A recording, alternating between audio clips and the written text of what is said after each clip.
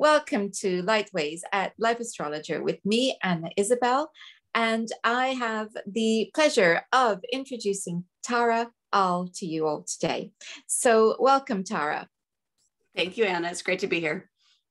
So now you have written this lovely book called Astrology by Moonlight, and everyone can see. You've collaborated with someone else as well. So you might want to tell us who he is. Yes, his name is Ashwin Subramanian, and he is in India. And so we truly, we like to try to do these things together, but with the time and space difference, it just doesn't always work out. I always feel it's a little bit weird because the East is missing in our East-West book during these interviews when it's just me. But yeah, he's a wonderful person, wonderful astrologer. And I'm sure we'll talk about this more later, but we call this book a divine calling because we would have never planned it, never planned to meet. It's very, very magical. Yeah, that's the best way I can say it.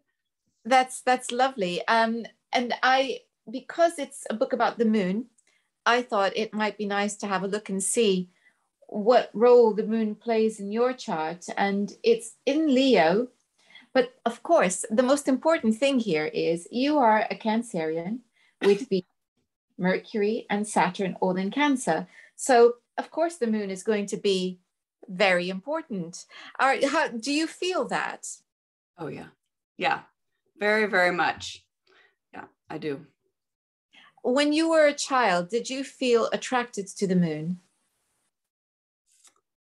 I don't, interestingly enough, for a Cancer, I don't have lots of childhood memories. I feel like my memories are more of how I felt than what I actually did or what I saw. But I guess that's very moonlight too, right, as I'm saying it. But I've always loved the sky. I've always loved nature. I've always loved animals. I've always loved, I don't know, I guess like the natural things of Earth. Yeah, it's just interesting that you said, it's what you remember is how you felt. You remember feelings. I once, though, I think possibly what I had in mind was a little girl once saying to my partner that the moon lived on her street. Oh, that's so sweet. Oh, it's adorable. And it's just, I suddenly had a picture of you as a little girl, this little Cancerian girl. And I wondered whether you were looking up at the sky then as a child. And it turns out that perhaps you did. Yeah. So how do you feel your moon, which is conjunct Mars in Leo, what role do you feel it plays for you? In my life overall? Yeah. That's a good question. I don't know if I've ever thought about it just overall. So for me, feeling has been really important. I think you mentioned that my Saturn and Mercury are in Cancer, but they're conjunct. And I have a South Node in Gemini. I'm an evolutionary astrologer. So I can be pretty heady, meaning intellectual up in my head.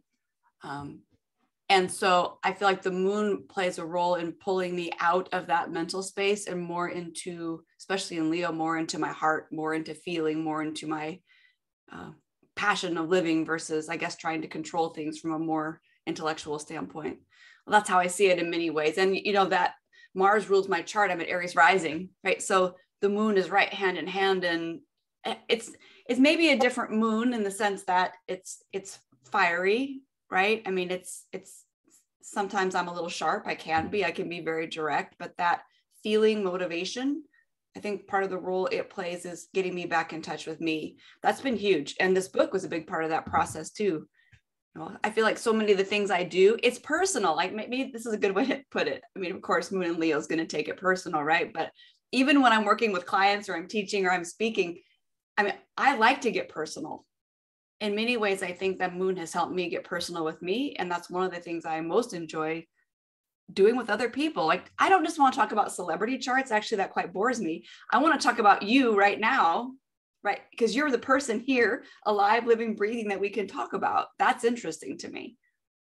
Exactly. Now you were talking about, you know, feeling and it being fire and coming out of your head with the South Node in Gemini. And Yeah. it's funny, I had thought about that as well. And the thing is that fire is feeling. It's different to sentiment. You know, it's different to the watery sentiment and sensitivity. But it is, I think for me, fire is all feeling, Yeah. and it's intense and it's in the moment. Okay, it dissipates quickly. Water doesn't. That's You know, very true. water has memory. Quite literally, we know that water has memory, and here we are. You know, from an astrological perspective, water has memory, and it's, whereas fire it doesn't in the same way. It just, it everything dissipates quite quickly. It goes up in smoke, I think, Yeah. or it burns to ashes. But it's not the same, and yet is very much about feeling. And I come back to your statement that you remember feeling more than you remember events. Mm-hmm. And that doesn't entirely surprise me when we're talking about fire, because it is so in the moment. Yeah. And it's interesting you bring this up, because I often feel like with between fire and water, like in people, when we're working with them or looking at ourselves, they both can show up as psychic ability, as intuition, right? Both of those energies do that. So, and that all comes to me from a feeling center. But I very much agree with you, how and where is different, but the outcome, at least when you're looking at it, can feel very similar. People just know, right? It's a gut feeling, but gut feelings come very well through strong fire or strong water. Yeah. There's another difference again in the way that feeling might manifest in the elements.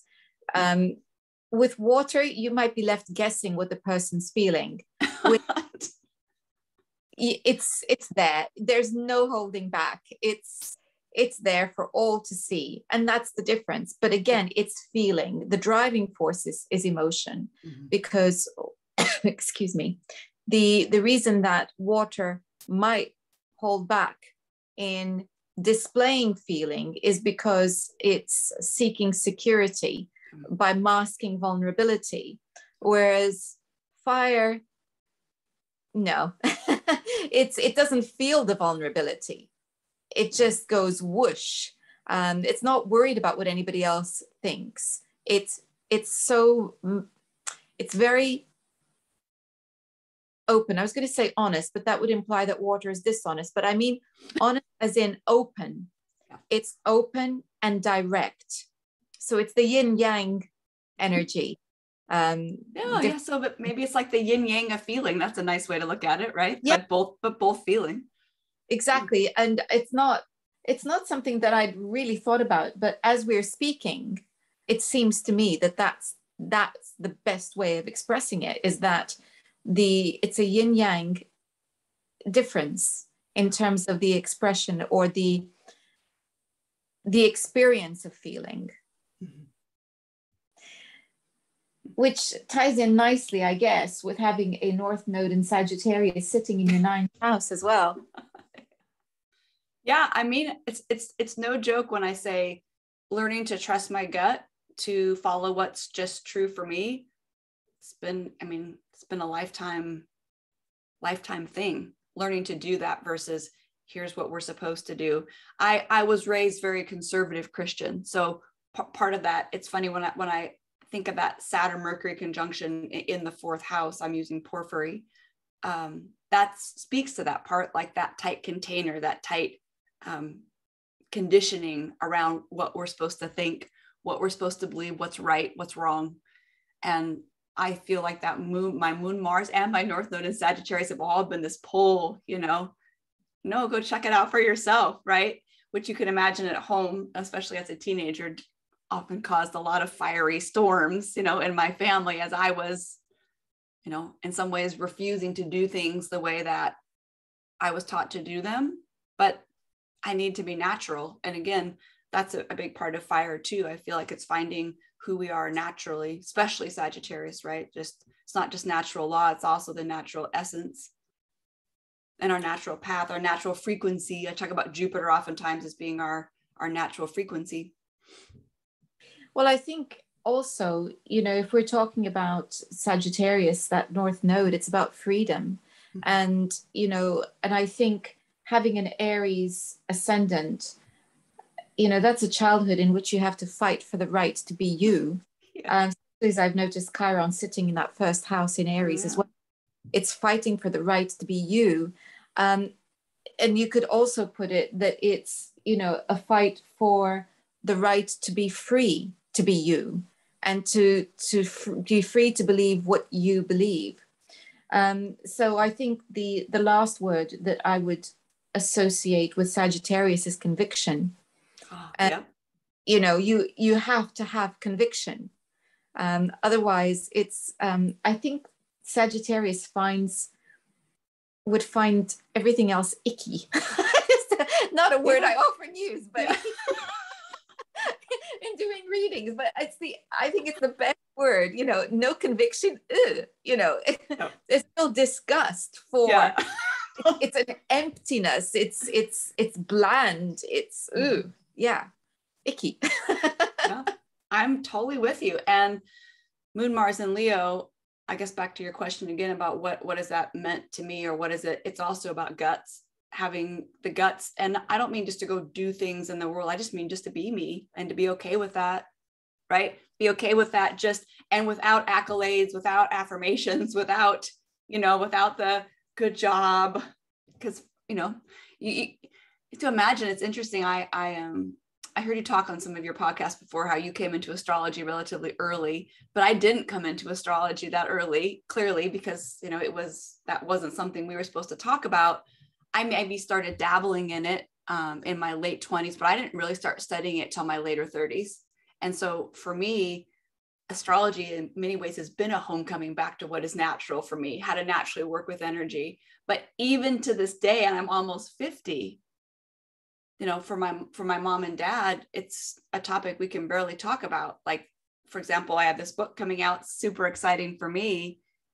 It's not a particularly, proud moment in the sense that what I write about is directly in opposition with how I was raised. But when you look at my chart, you see what I mean? Like, it's actually what a beautiful example of, and it's all okay. And that's what's taken me the longest time to get to a place of where I could just be like, everybody's okay to be where they need to be. That did not come naturally to me for a really long time, right? I wanted people my parents to see what I did and to be proud of me. They always were until I decided to go a different direction. Just having so many thoughts as we're speaking. And my eye had wandered, the first thought was in relation to this, my eye had wandered towards Jupiter in Pisces in the 12th, in a very tight trine to your North Node. And it happens to be in the 12th house, which, and you being an evolutionary astrologer, it's the house opposite where Pluto sits in the 6th, because although as I'm seeing Pluto at the moment, through the Placidus system, it's conjunct the descendant, but from the 6th. And so I'm just thinking about how we can't seem to get away from the theme of belief, conviction, and the exploration thereof. Because even, Jupiter is the dispositor of your North Node, and he's in Pisces and in the 12th house. So how do you feel Jupiter fits into this picture, and what do you think it means for you from an evolutionary perspective? Well, you said trine, but you mean square. Jupiter square my nodes. I did, sorry. Yeah, no, I just want everyone to know, like, that didn't come a natural flow. I just want to make it. I said trine. Yeah, well, you said trine, but it's fine. I mean, I in many ways, squares, when you get into them, can almost turn to trine. So that'd be a whole different conversation, but that's available. Jupiter square my node. So in evolutionary astrology, we call that a skip step, meaning that planet that squared the nodes, for some reason, whether it's earlier in this life or whether you do believe in past lives, that the function of Jupiter wasn't able to fully come to fruition, or you weren't fully able to do it. And usually that there's been a pull kind of between the south node and north node, whether we try to go this way, now we try to go this way, right? And if we had more time, and I probably bore everyone with talking about myself too much, but I really have done that, meaning there were even periods of time where I left, like my belief system started to switch, but then difficult things happened in my life, and I kind of ran back to church and my parents. Like there was even like this back and forth of sort of, where am I going to go? Because there was a comfort zone there. At the same time, it didn't fit. So my Jupiter's also retrograde. And if you work with shapes, it's the handle of my bucket, if you work with those such a thing. So for me, all roads lead to Jupiter in Pisces in the 12th house. And I have really, I consciously every day try to embody and tune in and choose that energy, because it helps me be more me. It really does. Everything from the acceptance, the allowance, the surrender, the allowing of what is false to dissolve even when it feels uncomfortable, but also the joy in, like you were mentioning, in my spiritual practice, right? If just doing astrology makes me happy. I always tell people, I didn't one day say, I want to be an astrologer because it's going to make good money, or because I do astrology because it was so helpful to me in my life, that I was like, well, if this makes such a difference for me, I mean, I do it for me. It's just a blessing that I get to do it in addition. And so I do think that Jupiter in Pisces, that's part of that path, part of that spiritual practice. And you mentioned this tie into the 6th house. Why Pluto in the 6th house? So part of that is work in service, but spiritual work, not just work because I have to do it, not just work because I'm good at it, right? Work because it's heart work. It's cliche, but we say path and purpose, but there's that is what this is for me. So. Exactly. And so you see, the way I see it, Jupiter is, and I think maybe that's why the word trine was on my mind, because I had jumped ahead to seeing the Jupiter being the potential way out of the conundrum. Although it represents the conundrum, I see it as the way out of the conundrum. And the reason I see it as the way out of the conundrum is because it is opposite the 6th house. Yeah. And so for me, it feels like, because you're talking about a conflict between two routes to spirituality, a conventional religious route, which could well be represented by Pisces or Sagittarius, because as we can see, one thing your parents have is conviction and faith. You guys, no question. Exactly. It's the conviction of their faith. They absolutely have it. And so there's that side of it.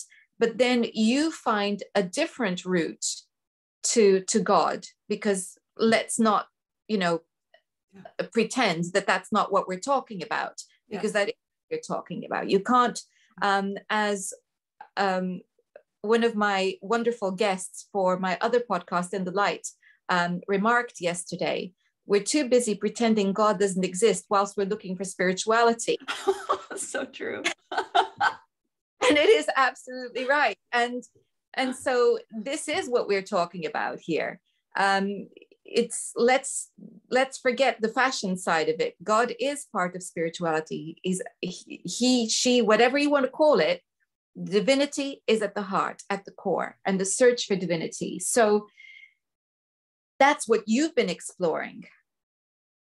And so what's the way out? The way out is to embrace the Pisces and to say it all is part of the same thing, which is sadly what your parents can't yet see. But, I believe in redemption and hope. and healing. So they may one day understand that it's part of the same thing. Um, and what you talked about, the embodiment of belief as being part of it, and ritual plays a part in it, and all of that is Jupiter in Pisces. So yes, I see it very much as being the way out of the conundrum. And I mean, everyone watching this knows this, but for me to do what I've needed to do, I needed this container, right? So this is not for 1 minute about, and you're so right to use that word conviction with my parents. I really learned that from them. And that was an important thing for me to learn. It's just the way that I do it is different, but the fundamental principle of what does it mean to be so convicted that, I mean, that it's funny, that word, thank you for bringing that word up today. That is not a word I use very much. And that's really going to enrich the way I even talk about my own experience of these things. I want to mention, Anna, where you're right about a trine is I have Neptune trine the ascendant. So no matter where we go, and you brought this up before, or maybe you and I were talking earlier, no matter where we go, it keeps coming back to that space. And so whether or not my parents can see that all roads lead to the same way or not, the important point is for me to see that, because I recognize that in all my complaints about them not, somehow accepting me, that was me not accepting them. I was doing the same thing. And I'm telling you, I'm getting old to keep on doing this, so I hope I'm starting to get a little, crack through my head that's. Absolutely. Because that's the thing, isn't it? Sometimes, and particularly as part of that process of individuation that we all go through, or that we all need to go through, we can get stuck in the rejection ourselves. And so it makes it easier for you to take part in the religious practice that family might be involved in, because you understand that that's a route to the same thing. It's a different language, but it's the same idea. So that's really nice. And yes, I noticed your Neptune exactly trying your ascendant. Yeah. So because I was thinking, yeah, we really can't avoid this, can we? Because there's Neptune again. And I think too, something you said about the joy of connection with others. Mm-hmm. It's in the Placidus system, it's in the 8th house. Mm-hmm. And of course, you that's where your joy is. For you, that's it's a sacred experience. Yeah. When a client comes to you and you're experiencing a joining of sorts, that's a sacred experience. And it's an honor. I tell people it's an honor that you share your private space with me, because that's what it's very true. Yeah. And it is an honor. We I'm sure I imagine you feel the same way when you're working with your students, your clients. It's an honor. Oh gosh, yes. A gift, such a gift. Yeah. It's part of my gratitude rituals of an evening, is this thanks for the opportunities that have presented themselves in that way. So this is, we all began because we started exploring the role of the moon, with you being a Cancerian and having written this wonderful book, Astrology by Moonlight. So tell us a little bit about the book. The book is really, let me say this, it's got a lot of basic information. So there's stuff on each planet. There's stuff on what we call the more basic moon phases, which are really, of course, the solely lunar phases. It's all about the relationship between the sun and the moon. And, but what we did in addition to that is we basically built upon Dane Rudhyar's work in the lunation cycle, because we got inspired, which is a completely different conversation. Let me just start with this. Ashwin and he found me through the community a few years ago and reached out to me. At the time, he was doing a podcast. And so he invited me to do a podcast with him. And during that time, we just started talking. And he was very interested in evolutionary astrology. He is an Indian astrologer and traditional predictive is his background. And I'm evolutionary. So we are totally different in that way. But the one thing that's very similar between Indian astrology and evolutionary is the belief in reincarnation or past lives. So on that level, we definitely had a shared experience or shared understanding. But we just started talking about the moon. And he was talking about how in Vedic astrology, the moon is mind. And then we started talking about the moon versus Mercury. And then we decided to write an article on the moon and Mercury together. And we wanted to talk about the moon Mercury phases. So the same way that you look at your moon phase you're born under, the sun moon phases. And in evolutionary astrology, we work with phases between all body relationships. But we wanted to specifically explore the moon with Mercury. That article, we originally wanted it to be published in the Mountain Astrologer. That didn't happen. And before we actually pursued other avenues, because we had other places we could have it published, we stopped. And Ashwin's the one who said, I think this is a chapter to a book. So we now say we are so thankful to the Mountain Astrologer for saying no to our article, right? Because that was such a blessing. So what the book does is it takes you through the relationship of the moon with each planet. And so you can essentially, look up, if you know your moon Mars phase, for example, you can look that up and there's information about what that particular relationship might mean. I want to say that I'm not aware of material out there on moon planet phases. So we didn't have, something to go back on in that respect and say, okay, here's how people have been doing it for the past 500 years. And so the book is not meant to be about saying exactly what it means or to answer a bunch of questions. It's more about to open a doorway of how might you explore the most personal part of yourself represented by the moon in relationship to all the other parts of yourself. So for example, moon Mercury, how are you bridging heart and mind, your intellectual versus your emotional mind, right? If we look at moon Venus, how are we bridging me and we? Moon being more, interested in what it needs, what it wants itself versus Venus in relationships. So we took that and really just branched it out throughout, all the way out to Pluto. So for people who are new to this concept, what is the difference between lunar aspects to the planets and the phases as you're describing them? When you say lunar aspects to the planets, so the moon in aspect to Mercury, the moon in aspect to Venus. Yes, got it. So so not everybody has aspects going on, right? Aspects have to do with angular relationships in the sky between things when we're born, right? So for example, we talked about my moon Mars conjunction, which just means that those two planets were close together in the sky. And maybe not even that close if we had a different conversation about what conjunctions actually mean. But anyway, I think that's good enough for now.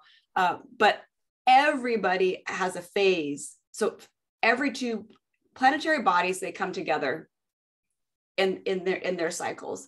And so synodic cycles are all based on from one conjunction to the next conjunction. The moon phase is the easiest one to think about because most of us are familiar with the sun moon come together, it's a new moon. And then the moon is separating bit by bit as it waxes until it gets all the way to the opposition. And then it comes all the way back around again. But phases, everything's in a phase at some point in time. And there are 8 phases. So even though you might not have a moon Mars aspect in your chart, you have a moon Mars phase. You have a phase between the moon and every planet when you are born. So that's one of the differences. And in evolutionary astrology, specifically, when we work with aspects, we also look at what phase it's in. But even if you didn't work with aspects at all, just the phases tell you where the two planets or the two bodies are in their cycle of development. So we could think about anything that's new is just getting together, right? That's how I think about it that way. Mark Jones, who you may be familiar with, he's famous in the UK for his evolutionary astrology. He talks about how planets in conjunction, new conjunction is like two people getting on the couch together for the first time ever, right? They're hanging out and they got to figure out what is this. So, if for you, if your moon Mars is in a new phase, then the part of you that's represented by the moon and the part of you represented by Mars are starting something new together. And we know how different a relationship feels when it's new than when it's, we've had it for 85 years and, we've been hanging out on the couch together for all that time. So does that help? Does that help answer that question? Yes, I think, Okay. well, that would be, so for people who want to work out what phase the moon is in relation to any of the planets in their chart, how would they go about doing that? Now, Anna, you may know a program that does something different. And I work with Solar Fire, and you can easily click on what your sun moon phase is, but unless I'm not, maybe there's something I don't know, but my system doesn't do that for me, which means you have to do the math. And so you always start with the slower moving planet. That's easy to determine with the moon because the moon's always the fastest. So anything in relationship with the moon is going to be the slower. You start with that planet, and then you have to count by degree counterclockwise until you reach the moon. So for example, if you had, let me look at my chart. It's easy to, so I was born under a new moon. So for example, you would start with the sun. You look at the degrees the sun is in. Mine's in 28 degrees Cancer. You have to count by degree until you get to the moon. My moon is 23 degrees Leo. I forget exactly how many that is, but each phase is 45 degrees. And so you have to, you're working within that frame. That sounds complicated. It's not actually that difficult, but it is without something up on the screen to actually kind of show you here, we move from here to there. It's hard to, and Anna, maybe you have a better way of telling people about it. It's easier to show for me. I was hoping that you might have a magical tool. Yeah. You're explaining it as I would have done. So that's great. Basically there are some times where you just have to sit down with your chart and count, and this is one of them. Yep. But you know what? It's also a really even that in itself is a really valuable exercise, right? I forget, even myself, even after writing the book, I will forget, oh, what phase is my moon, Jupiter in again? So, it's just, these are things we don't, for the most of us, think about all the time. And so it's a good immersion back into your own self. To me, it's been worth the time to go back and redo it again and again. What do you feel the biggest reward of looking at these lunar phases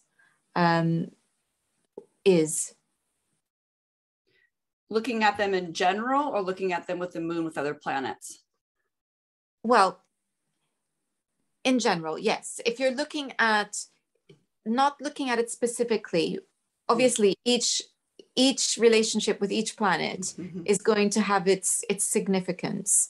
But I think what I'm asking is, for you personally, what do you feel is the most stunning thing that comes through the experience of looking at the moon in relation to each of the planets in this way? For me, it's the relationship between different parts of myself. To me, phases show relationships. So do aspects, right? But again, like we said, everyone doesn't have aspects. Phases show relationships. And it's all about the relationship, meaning to understand parts of myself, understanding the relationship those different parts have together. To me, that's a huge enriching of that self-discovery process. It's relationship, right? And things aren't static. That's also the thing about working with phases, reminds us that things aren't just sitting put or something. Things are moving. Everything is in a process. Everything's in a cycle. Everything's in a phase. So knowing where you're at in a phase, knowing where you're at in a cycle, helps you really know sort of what you're trying to work out or what you're trying to discover, which to me brings consciousness to the relationships between myself. Yeah. I was also thinking about the fact that, because we're talking about the moon specifically, yeah, I think there's something really valuable in looking at the moon from this perspective, because what you're doing is you're gaining insight and understanding into your emotional psyche. Yeah. And so, and working, you know, as a therapist myself, I know how varied, rich, deep, layered our emotional psyche is. And working with past lives as you do as well, you know, how that layering is just, it seems endless. And so this is like taking a strong magnifying glass to it, and examining it in really great detail. I would say microscopic, actually. Yeah. And I think that there is value in doing that, because you just understand yourself so much better. And you said it brings consciousness, you know, you become more conscious of why you're feeling, reacting. And I love the idea of the cycles too, understanding where you are in a cycle. You also talk about progressions in that way, and maybe you want to tell us a little bit about that too. Yeah, we do talk about it a little bit, although we kind of leave it open, meaning the same way that you can figure out the phases in your birth chart for Moon Saturn, for example, you can use that really in any chart you're working with to see what phase, you know, things are in with each other. I certainly, I work with the progressed moon phase. At this point in my career, I should maybe say never, but almost never do I have an initial session with someone where we do not talk about where they're at in the progressed moon cycle. I mean, I've just, I also don't skip over the people's lunation birthday, like the birth phase you're born under, right? You know, Dane Ruger would talk about how that's just as important as your sun, moon, and rising. And that, and the moon phase you're born under, the solely lunar phase you're born under, has everything to do with how you meet. I talk about how you meet your moment, meaning, and so for me, but by progression, that's so important, because progression is just progressing the birth chart to what's happening now. Wouldn't you like to know a little bit? For me, I mean, maybe I'm one who does like to know a little bit more. Where am I in that space? I mean, do you know, just think about this. I feel like for me, it's such a different feeling when you realize, oh, I'm wrapping up a big cycle of living my purpose versus I'm just beginning one, or it's just starting to take shape. I remember when I reached my last full progressed moon cycle. It was some years back, and I don't think I was paying attention to it. And one of my mentors actually pointed out, he was like, you do realize, right, that you're in a full progressed moon. Why do you keep acting like you need to go back to school 10 more times to learn something? He's like, you've graduated. Like, and this had to do with my astrology practice, by the way. So I'm just saying, sometimes just knowing that helps us realize, oh, right, I'm here. Now, it doesn't mean I'm not still learning. That was not my point in what I'm saying here, but there was a shift in me around, oh, full phase. My tree is bearing fruit, right? I shouldn't still be trying to like dig the hole to plant the seed at this point in time. You know, it's like, it's a different feel. So at least that's my, I don't know, and you may have more to add to that, but that for me, I'm not an overly complicated, like when I'm doing a session for someone, there's so much just in the basic archetypes. I mean, many times I'm not breaking down my clients' charts into all their moon planet phases. Like, I mean, I'm barely having time in 2 hours to talk about, you know, the basic stuff, just to be clear. But maybe at some point I'll start to weave that in a different way. Yeah. We do. I mean, we are constantly learning, developing, evolving our own understanding. And so each time a client comes and sees us, they're benefiting from the latest discovery or connection that we're making. It's inevitable that that's going to happen.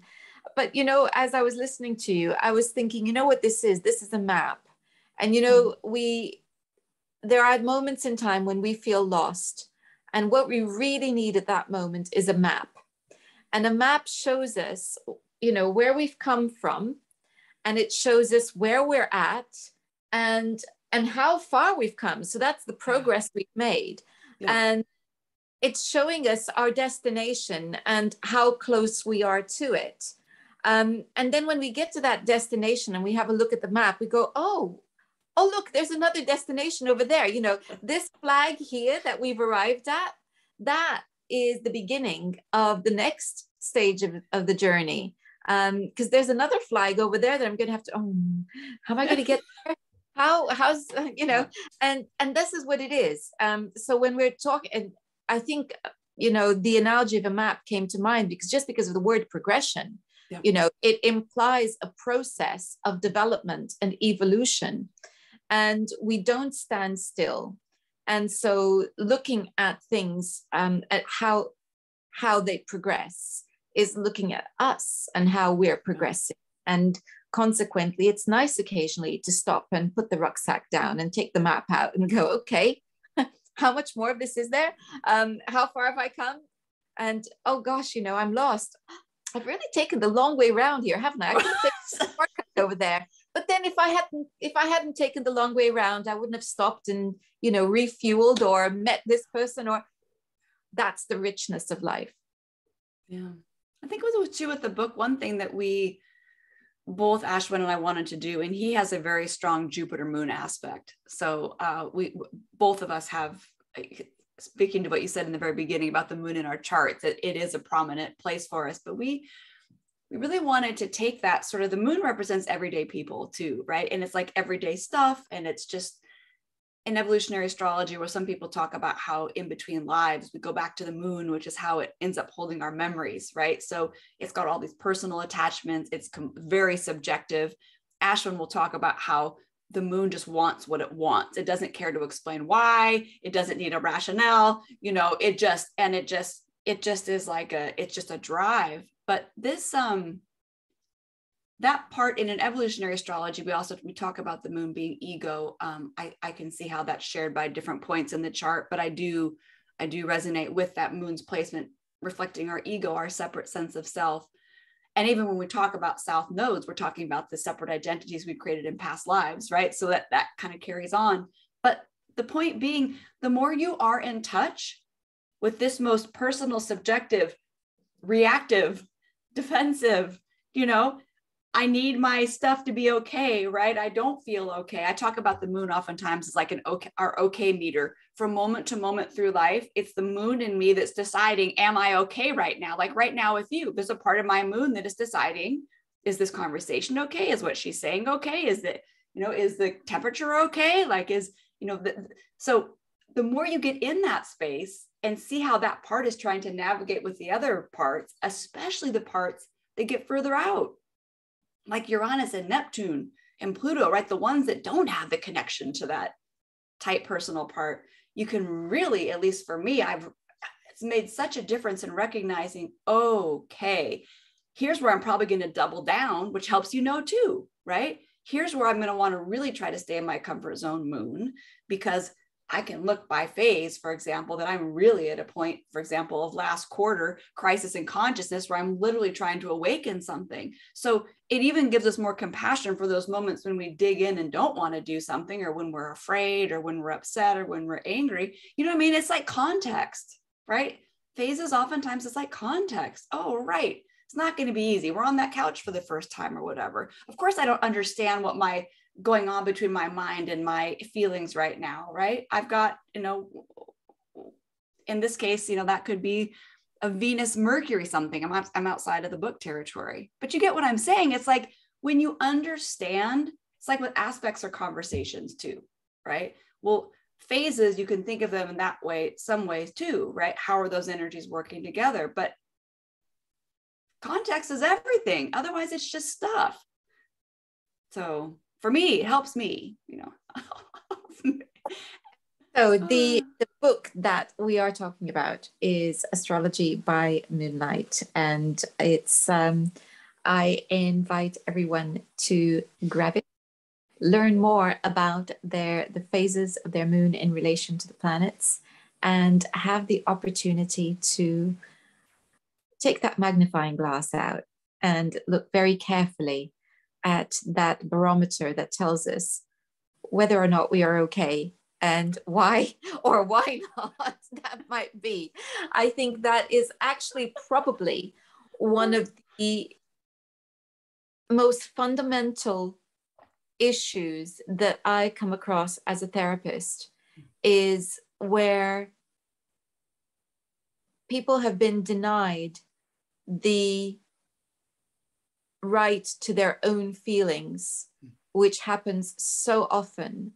And we have to start with just simple things. Do I or don't I like this? Does this feel good? Does this feel bad? And that's all about the moon, and that understanding that the moon represents how well we are or aren't connected with our feelings.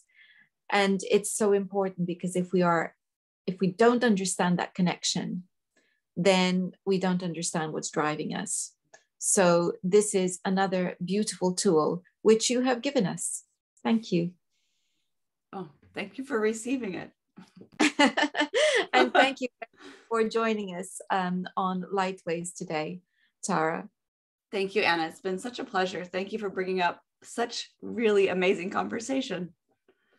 If people wanted to know more about your work, how could they find you? You can find me on my website. It's taraall.com, TARAAAL.com. Wonderful. I'll be sure to put a link to that on the description box, along with the link to your book. Thank you once again. And thank you all for watching.